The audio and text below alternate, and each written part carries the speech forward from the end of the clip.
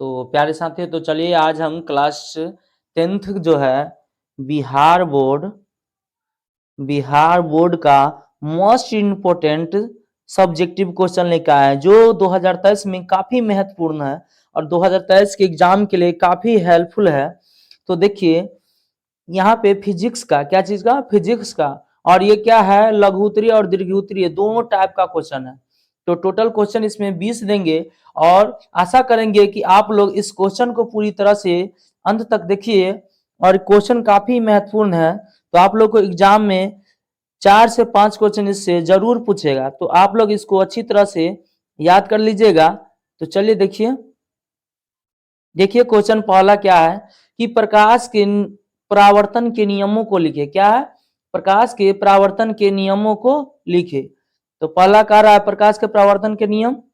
दूसरा क्या कर रहा है, प्रकाश के अपवर्तन के नियमों को लिखे, ये भी काफी महत्वपूर्ण है। तीसरा क्वेश्चन क्या कर रहा है कि अवतल तथा उत्तल दर्पण में अंतर स्पष्ट करे। तो ये भी बहुत बार पूछा गया है एग्जाम में। तो आप लोग नहीं होगा तो आप लोग प्रीवियस जो है क्वेश्चन बैंक का क्वेश्चन उठा कर देखिएगा, तो ये क्वेश्चन सब बार बार रिपीट हुआ होगा। तो चलिए नेक्स्ट क्वेश्चन देखिए, 4 नंबर क्वेश्चन कर रहा है नेत्र की समंजन क्षमता से आप क्या समझते हैं। क्या कहा? नेत्र की समंजन क्षमता से आप क्या समझते हैं। फिर अगला देखिए क्या कर रहा है, अगले नंबर क्वेश्चन 5 नंबर, प्रकाश के प्रकीर्णन से आप क्या समझते हैं। क्या? प्रकाश के प्रकीर्णन से आप क्या समझते हैं। नेक्स्ट क्वेश्चन कह रहा है कि प्रकाश के वर्णपट क्या है। यही करा उस इसी को हम एक और नाम दे दिए स्पेक्ट्रम। क्या नाम है? स्पेक्ट्रम क्या है या वर्णपट, इसी का नाम है।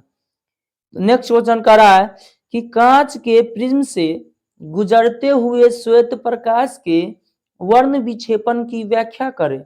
क्या करा है कि कांच से, यानी कोई भी कांच रहेगा, कांच का एक प्रिज्म बनाएंगे और उससे जो है, यानी प्रिज्म से होकर 7 रंग जो विभाजित होता है, उसी श्वेत रंग पे हम प्रकाश गुजारेंगे। और तो चलिए देखिए नेक्स्ट क्वेश्चन जो है मेरे 8 नंबर की दृष्टि दोष क्या है, यह कितने प्रकार का होता है। यानी कह रहा है दृष्टि दोष क्या है और यह कितने प्रकार का होता है, इसका निवारण कैसे किया जाता है। तो ये भी काफी महत्वपूर्ण है और ये क्वेश्चन तो बार बार एग्जाम में पूछा जाता है। चलिए नेक्स्ट क्वेश्चन देखते हैं। नेक्स्ट क्वेश्चन कह रहा है कि सूर्योदय, क्या कह रहा है कि सूर्योदय एवं सूर्यास्त के समय सूर्य रक्ताभ, क्या कर रहा है कि सूर्य रक्ताभ प्रतीत क्यों होता है। तब प्रतीत क्यों होता है इसका मतलब समझे कि कह रहा है कि सूर्य जो है, सूर्योदय और सूर्यास्त के समय जो सूरज लाल क्यों दिखाई देता है, यही कहने का अर्थ है। तो ये भी क्वेश्चन अच्छा है। तो चलिए अगला क्वेश्चन देखते हैं। अगला क्वेश्चन जो है मेरा, अगला क्वेश्चन कह रहा है क्या कि तारे क्यों टिमटिमाते हैं। क्या बोला है? तारे क्यों टिमटिमाते हैं। उसके बाद है रेलवे के सिग्नल का प्रकाश लाल रंग का ही क्यों होता है। रेलवे के सिग्नल का प्रकाश जो होता है हमेशा लाल रंग का क्यों दिखाई देता है।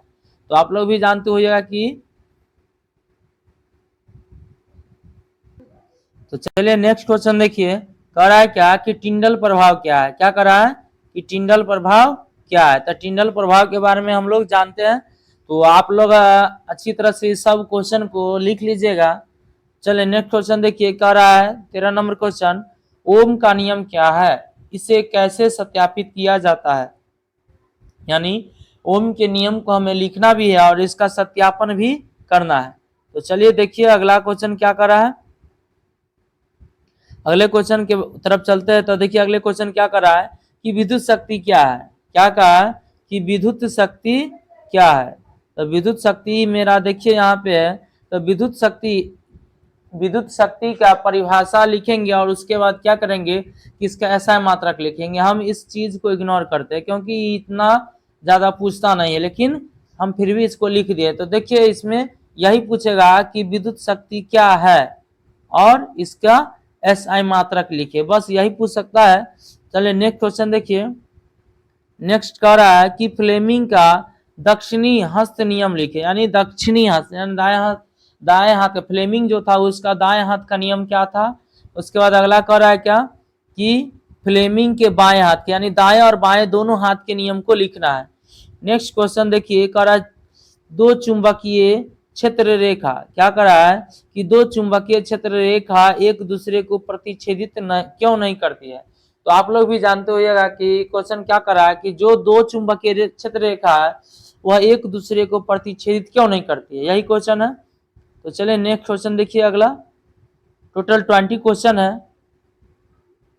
देखिए अगले क्वेश्चन की तरफ चलते हैं। तो देखिए 18 नंबर क्वेश्चन क्या कर रहा है कि घरेलू विद्युत परिपथ में यानी श्रेणी क्रम संयोजन का उपयोग क्यों नहीं किया जाता है। यानी सुनना है कि हम लोग अपने घर के अंदर जो बिजली जलाते हैं तो उसको हम किस तरह, यानी उसमें जो तार वायर जो जोड़ते हैं वो वायर क्या रहता है, समांतर क्रम में रहता है।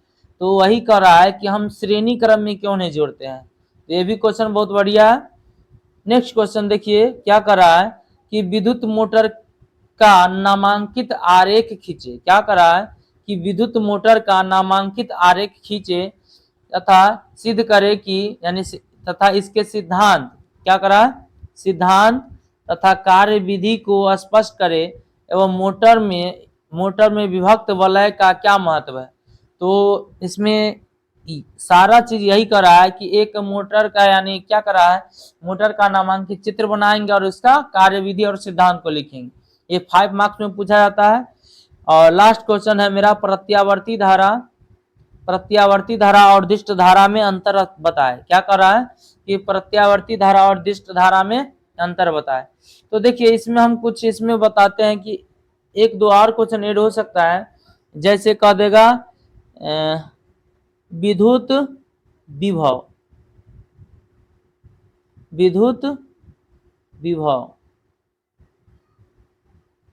विद्युत विभव क्या है, इस तरह से बोल देगा। उसके बाद क्या बोल सकता है कि विद्युत विभवांतर क्या है। ये दोनों ये भी काफी इंपोर्टेंट है। और विद्युत धारा, तो विद्युत धारा भी जानते होइएगा कि विद्युत धारा तो एक नॉर्मल है, तो उसको भी हम लोग एक तरह से इंपोर्टेंट ही समझेंगे। तो आप लोग टोटल क्वेश्चन को अच्छी तरह से लिख लीजिएगा और इस क्वेश्चन को अपने दोस्तों के साथ ज्यादा शेयर कीजिएगा ताकि आप लोग के साथ साथ आपके दोस्तों को भी इसका सही फायदा मिले। तो आप लोग प्लीज अपने दोस्तों के साथ शेयर कीजिए। तो चलिए क्लास को हम यहीं पे समाप्त करते हैं। धन्यवाद।